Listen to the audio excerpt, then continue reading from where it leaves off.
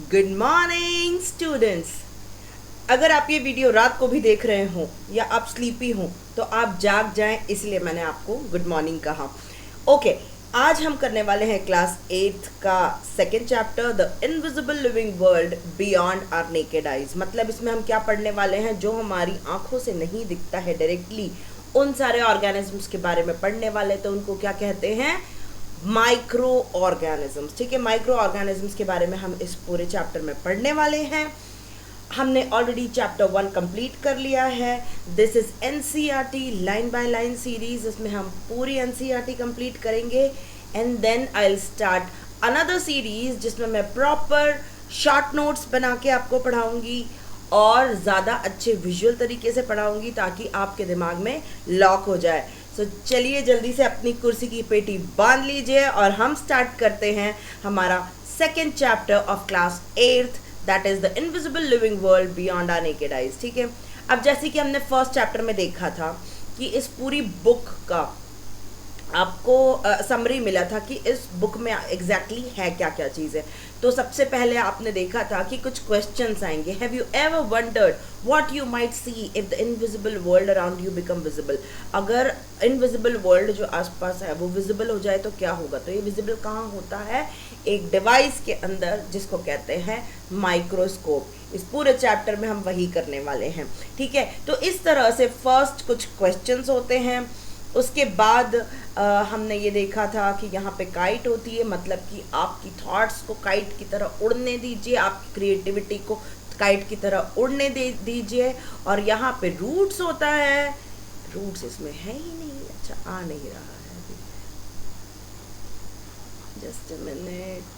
Okay, तो यहाँ पे रूट्स होता है, मतलब कि आपका स्ट्रॉन्ग फाउंडेशन बनाना है आपको, मतलब कि आपके बेसिक्स बहुत स्ट्रॉन्ग करने हैं। ठीक है, तो अब मैं आपको एक चीज़ पहले बताना चाहूँगी कि अगर आप इंदौर में रहते हैं तो विजयनगर एरिया में I take offline classes.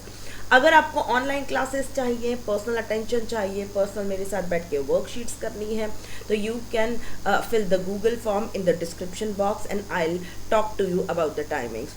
Okay, now let me tell you one thing, that this 8th, 9th and 10th are the foundation year। आजकल आप हर जगह सुन रहे होंगे, सारे बिग कोचिंग इंडस्ट्री में यही चल रहा है कि 8th, 9th, 10th से ही आपका फाउंडेशन बिल्ड होता है। लेकिन कितने लोग कर पा रहे हैं ये? ऐसा इसलिए नहीं कर पा रहे क्योंकि वो उतने जागरूक नहीं है, उतना उनको समझ नहीं है कि ये जो चीज़ें आप आज पढ़ रहे हो ये 11th और 12th आपकी इजी किस तरह से बनाएंगे। So at Aspire Excellence Academy, I and my colleague teachers make sure that you get the concepts strong. I am a GATE qualified faculty. First of all, my name is Dr. Neha Sharma, लेकिन मैं चाहूँगी कि आप मुझे Neha ma'am बोले, तो हर जगह मैं नेहा मैम ही मेंशन करती हूँ। चलिए इस चैप्टर को आगे बढ़ाते हैं। आपको अगर पर्सनल गाइडेंस चाहिए तो please fill the Google form in the description box, okay, and follow me everywhere। इसके मैं नोट्स बना के 1 पेज नोट्स बना के दूंगी, आपको PPTs बना के दूंगी। ये सभी कुछ आपको मिलेगा टेलीग्राम ग्रुप पे, जिसका नाम है एस्पायर एक्सीलेंस एकेडमी इंदौर। ठीक है, उस ग्रुप को आप ज्वाइन कर लीजिए और आपको सारे नोट्स फ्री में मिलेंगे। Okay, let's see. अब क्या होता है, आपने सुना है लेंस। लेंस आपने हर जगह सुना होगा, राइट, कि लेंस। लेकिन ये लेंस वर्ड कहाँ से आया? ये आया लेंटिल से। लेंटिल यानी क्या होता है? दाल।